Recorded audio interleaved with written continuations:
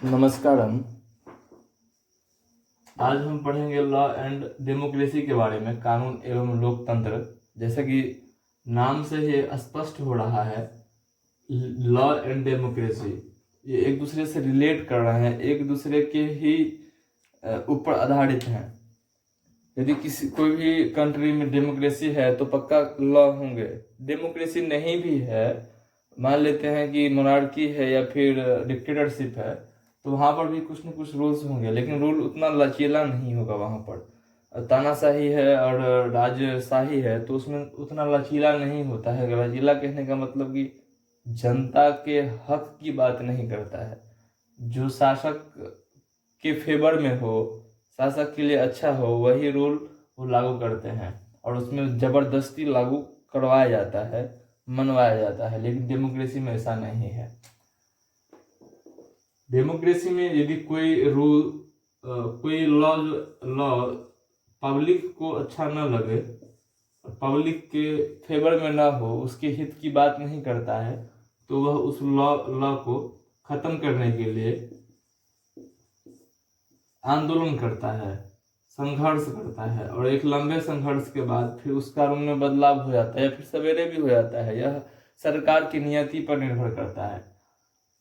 जैसे कुछ दिन पहले भारतीय सरकार CAA और NRC पर बिल लाई।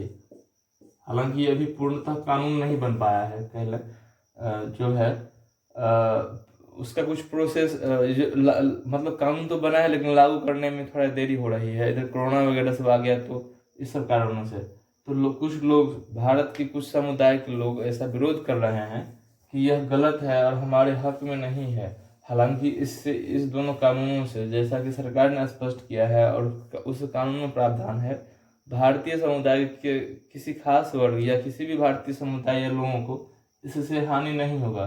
ये सिर्फ बाहरी लोगों के लिए ही है।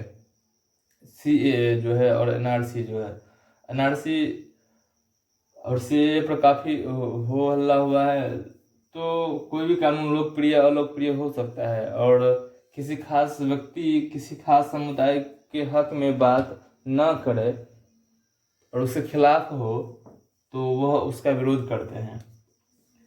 आप कभी सुने होंगे कि जो शादी करने का उम्र है वह लड़कियों के लिए 18 है, लड़कों के लिए 22 है।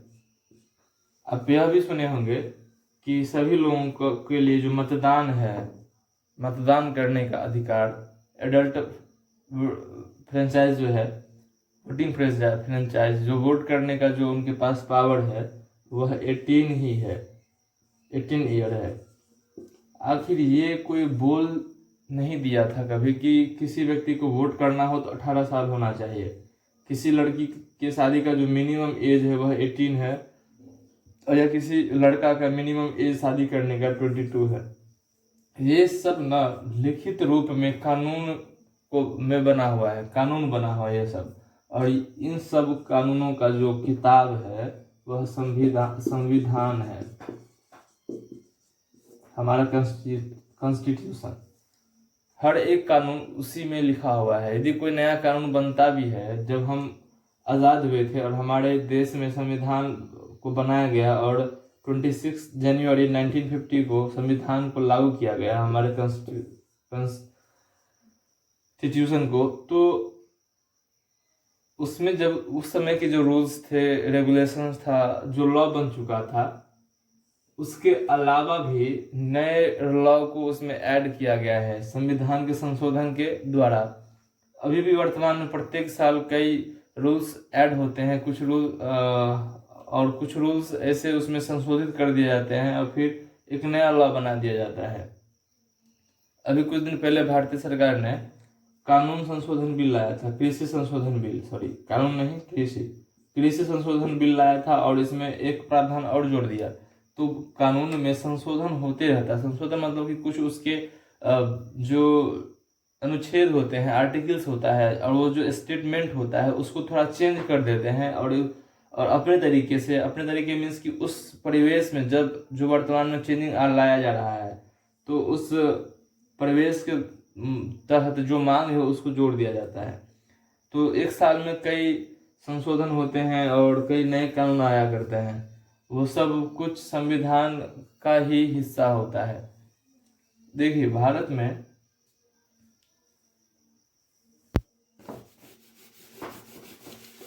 जब संविधान बन रहा था तो आपको कानून को समझने के लिए थोड़ा पीछे जाना पड़ेगा। पीछे मीन्स कि कम से कम ब्रिटिश भारत को देखना पड़ेगा। ब्रिटिश इंडिया में किस तरह से शासन होता था, उससे थोड़ा और पहले जाते हैं प्राचीन भारत में या मध्यकालीन भारत में। तो आप देखेंगे कि कानून का जो तरीका है कि एक ही सजा के लिए देश के अलग अलग, एक ही रियासत या एक ही राज्य के अलग अलग हिस्सों में अलग अलग सजा का प्रावधान था, और इसमें भेदभाव काफी होता था। तो उच्च जाति के लोग हैं तो उसकी सजा माफ कर दी जाती थी यूं ही, या फिर बहुत कम सजा, नहीं करार होती थी सजा। लेकिन जो निम्न जाति के लोग हैं उन पर काफी उनको सजा भुगतना पड़ता था, उन पर काफी जुल्म हुआ करता था। लेकिन जब ब्रिटिश इंडिया में अपराध हुआ, या कभी भी छोटे अपराध के या बड़े अपराध के लिए, तो हर एक के लिए एक लिखित रूल बना दिया गया कि इस तरह की सजा, अपराध में इस तरह का सजा मिलेगा और इस तरह के अपराध में इस तरह का सजा होगा। तो ये जो कानून बना फिर बाद में, इससे पूरे देश में एक सजा के लिए एक तरह का कानून लगा दिया गया। हालांकि आप ये नहीं कह सकते हैं कि जो ब्रिटिशर्स थे उन लोगों ने अच्छा काम किया था। हाँ, कुछ काम ऐसा था जो एक रूपता लाया था कानून में, मतलब समानता लाया था कि आप बड़े हों छोटे हों, आपको जाति के आधार पर या धन दौलत के आधार पर, संपत्ति के आधार पर आपको हम डिस्क्रिमिनेशन नहीं होने देंगे। आप में कोई भी निम्न जाति का है तो उसे हम अधिक सजा देंगे, और उच्च जाति का है तो कम सजा देंगे या नहीं देंगे, ऐसा इस व्यवस्था को हटा दिया ब्रिटिशर्स ने। तो नई व्यवस्था में कानून के रूप में सब समान माने जाने लगा। लेकिन इसमें भी कई कमियां थीं, और ब्रिटिशर्स अपने हित के लिए अधिकांश कानून लाया था। इसमें एक कानून 1870 का राजद्रोह कानून भी था। यह ऐसा कानून था जो कोई भी व्यक्ति ब्रिटिश सरकार के बारे में कुछ बोलता है, लिखता है, या कोई भी गतिविधि करता है जिससे सरकार को हानि पहुंचे, उस व्यक्ति को वह बगैर कुछ किए ही उस मुकदमा होती थी और उसको जेल डाल दिया जाता था। तो इस कानून का भारतीय लोगों ने काफी संघर्ष किया, इस कानून के विरोध में काफी संघर्ष किया। जो उस समय के राजनेता थे उन लोगों ने एक लंबे संघर्ष के बाद इस कानून में बदलाव लाया गया। एक कानून बना था जिसको कहते हैं रॉलेट एक्ट। रॉलेट एक्ट यह 1919 ईस्वी में भारत में आया था। 10 मार्च 1919 ईस्वी को इसे लागू कर दिया गया था। तारीख याद रखिएगा, 10 मार्च 10 मार्च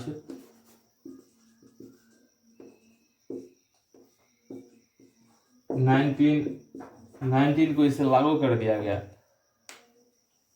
इस कानून में यह था कि किसी भी व्यक्ति को आईपीसी के धारा के तहत किसी भी व्यक्ति को नजरबंद किया जा सकता था। नजरबंद मीन्स कि अब कहाँ रखा है इसे न सरकार को पता है, बल्कि बाकी किसी देश के व्यक्तियों को पता नहीं, यहाँ तक कि मीडिया को भी पता नहीं है।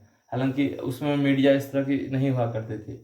तो बगैर सूचना के, बगैर मुकदमा चलाए ही, यह साबित किए बगैर ही कि फला आदमी दोषी है या नहीं दोषी है, शक के आधार पर ही, यदि किसी को, सरकार के किसी व्यक्ति को शक हो जाए कि फला आदमी जो है वो आदमी है फलाना, वह सरकार के खिलाफ काम कर रहा है, तो उसे जेल में डाल दिया जाता था मुकदमा चलाए बगैर ही। तो इस के विरोध में लोगों ने अलग अलग जगहों पर विरोध प्रदर्शन किया। लेकिन एक घटना जो भारतीय इतिहास में सदा याद रखा जाएगा, और इस काले कानून का यह एक काला स्याह पक्ष था, वह था 13 अप्रैल 1919 का दिन।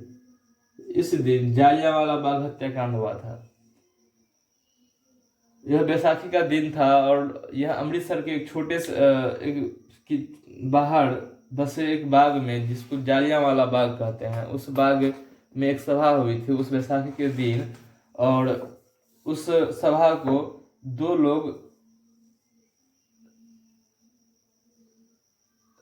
लोगों की गिरफ्तारी के विरोध में वहां पर सभाएं हो रही थी। वो दो लोग थे डॉक्टर सैफुद्दीन डॉक्टर सत्यपाल और डॉक्टर सैफुद्दीन किचलू, डॉक्टर सत्यपाल और डॉक्टर सैफुद्दीन किचलू, इन दोनों नेताओं की गिरफ्तारी के विरोध में 13 अप्रैल 1919 को जालियांवाला बाग में लोग आए और एक भारी सभा हो रही थी, क्योंकि वह बैसाखी का भी दिन था। तो यह खबर जब अंग्रेज अधिकारी को पता चला तो जनरल ओडायर, यह व्यक्ति जो है ना, भारतीय इतिहास में एक विलेन के तौर पर याद किया जाता है। जनरल ओडायर यह ऐसा व्यक्ति था जिसने हजारों निहत्थे लोगों पर कई हजार राउंड गोलियां चलवाई, और उस बाग में एक ही रास्ता था निकलने का, और उस रास्ते से कुछ लोग निकलने में चल बसे थे, मारे गए थे। इतना भगदड़ मचा कि गोलियों से जितना मरा उससे कहीं ज्यादा तो पिसा करके मर गया। यहाँ भाग रहे हैं, वहां भाग रहे हैं, भागने का कोई रास्ता नहीं है। जैसे ही चाह रहे हैं कि हम दीवार पर चढ़ के बाहर भाग जाएं, तो वहाँ ठाए मतलब शूट कर दिया जाता था। गेट से निकलना है तो अब छोटा सा गेट है, 2 आदमी आसानी से जा सकता है, उसमें 25 गो आदमी एक बार निकलने का कोशिश कर रहा है। इस स्थिति में कई लोग मारे गए। एक कुआं वहां पर था, तो कई लोग जान बचाने के लिए कुआं में कूद गया, और एक कूदा तो लगातार एक भेड़ की चाल के तरह लोग उसमें कूदते चले गए, और एक के बाद एक कई लोग कूद गए। कूदने से जो नीचे वाला था वो पिचा के मर गया। ऐसी स्थिति हो गई थी। तो इस कानून का काफी बहिष्कार किया गया था। फिर बाद में गांधी जी को भी गिरफ्तार कर लिया गया था। इसको इतिहास में बहुत अच्छे से पढ़ेंगे हम। इसका चर्चा इसलिए यहाँ पर किए क्योंकि यह कानून एक ला दिया था ब्रिटिश सरकार ने, जो भारतीय जनता के हित में नहीं था। तो यह अलोकप्रिय कानून हो गया। साथ ही इसका विरोध भी तुरंत ही शुरू हो गया था। सूचित 10 मार्च को इसे लागू कर दिया गया था, और 1 महीना 3 दिन के बाद ही एक भारी भीड़ जुट गई थी और ये घटना हो गया था। लेकिन इससे पहले 2 लोगों को गिरफ्तार किया गया था, डॉक्टर सत्यपाल और डॉक्टर सैफुद्दीन किचलू को। तो इस तरह से ये घटना हो गई थी। आप 6 क्लास में कभी पढ़े हों तो आपको पता होगा हिंदू कानून के बारे में। यह हिंदू कानून वास्तव में हिंदू उत्तराधिकार कानून है। आप जानते हैं कि हिंदू समाज में जो पिता का संपत्ति होता है उस पर सिर्फ और सिर्फ हक बेटों का ही होता है। मान लेते हैं ये व्यक्ति है और इसके 2 बच्चे हो गए, 3 बच्चे हो गए, मान लिया जाए। 2 बेटा है और 1 बेटी है। तो बेटी को इस संपत्ति में तनिक भी हिस्सेदारी नहीं मिलता है। पिताजी जो दे दिए अपने मन से, इच्छा हुई तो दिए, नहीं दिए तो नहीं दिए, वह बस कुछ तत्काल रुपया पैसा होता है, कुछ धन होता है, बस यही। लेकिन जमीन में हिस्सेदारी या पूरी संपत्ति में हिस्सेदारी नहीं मिलता है। तो 2005 में भारतीय सरकार ने एक ऐसा अधिनियम लाया, एक ऐसा कानून लाया जिसके तहत बेटी को भी समान हिस्सेदारी मिलेगी। यदि कोई बेटी चाहती है कि हम पिताजी के संपत्ति में हम भी हिस्सेदारी चाहते हैं, तो उस दोनों भाइयों को देना पड़ेगा। यदि सही से नहीं दे रहे हों, मतलब प्रेम पूर्वक नहीं दे रहा है, तो उसके बाद इन बहनों को यह हक है कि वह कानूनी तौर पर लड़ करके उस संपत्ति में अपना हिस्सा ले ले। लेकिन ऐसा कम देखने के लिए मिलता है कि हमारा कल्चर ऐसा नहीं रहा है कि लड़कियां जो हैं या बेटियां जो हैं वह पिताजी की संपत्ति में हक हकूक ले, संपत्ति का बंटवारा करें। तो सामाजिक तौर पर यह उचित नहीं माना जाता है भारतीय संस्कृति में। तो बेटियां यूं ही छोड़ देती हैं, उनको अपने ससुराल की संपत्ति से मतलब होता है, उनको उतना लगभग वहाँ मिल ही जाता है। लेकिन कई दफ़ा कुछ केस 100 में 2, 4, 5 केस मिल जाएगा ऐसा कि बेटियां भी संपत्ति में दावा करती है। इससे एक हानि ये होता है कि इनका भाइयों के साथ जो रिश्ता है वह करवाहट में बदल जाएगी और फिर रिश्ता ठीक नहीं होगा। अधिकांश भाई जनरली अपने हिस्से संपत्ति में हिस्सेदारी देना नहीं चाहते हैं। हाँ, कुछ 1000 रुपये दे देंगे, लेकिन हिस्सेदारी संपत्ति ना बहना ना देंगे, ऐसा स्थिति होता है। तो यह सब कानून आखिर बना कैसे, गौर कीजिए, बना कैसे कानून, आखिर इसे बनाने वाला होता कौन है और यह कैसे काम करता है, ये सब बातों को हम नेक्स्ट वीडियो में देखेंगे। लेकिन आप देखें कि कानून किस तरह से हित में काम करता है, जनता के हित में। पहले मध्यकाल में, प्राचीन काल में, एंशिएंट टाइम और मिडावल टाइम में एक ही कानून के अलग कानून के लिए एक ही अपराध के लिए अलग अलग सजा होती थी, या एक ही राज्य में एक ही सजा के लिए अलग अलग कानून बने हुए थे। यदि किसी को सजा देना हो तो अलग अलग तरीके से सजा दिया जाता था, किसी में कम बेसी भी होता था, और जातीय, लिंग, भाषा के आधार पर भेदभाव किया जाता था। अमेरिका को देखें तो वहां पर रंग मायने रखता है, काला और गोरा की वहां पर बात होती है, रंग भेद है, वहां पर रंग के आधार पर भेद किया जाता है। हमारे यहाँ पर 2-3-4 तरीकों से भेद किया जाता है। रंग है, रंग बहुत कम मायने रखता है हमारे देश में, लेकिन लिंग है, जाति है, धर्म है, भाषा है, इस आधार पर भेदभाव किया जाता है। लेकिन हमारा संविधान जो कानून का एक संग्रह है, वह कहती है कि भारत एक धर्मनिरपेक्ष राज्य है, और यह सभी व्यक्तियों को, भारत में रहने वाले सभी व्यक्तियों को समानता का अधिकार देती है। मतलब हर एक व्यक्ति कानून की नज़र में समान है, वह किसी भी जाति का हो, किसी भी धर्म, किसी भी लिंग का हो, किसी भी भाषा को बोलने वाला हो, किसी भी क्षेत्र का क्यों ना हो, वह कानून की नज़र में समान है। लेकिन वाकई में धरती कह ले कि जमीनी हकीकत कुछ और होती है। वह हर एक जगह पर ना, हर एक मामले में कहीं न कहीं कुछ न कुछ रूप में यह असमानता अभी भी रह गई है।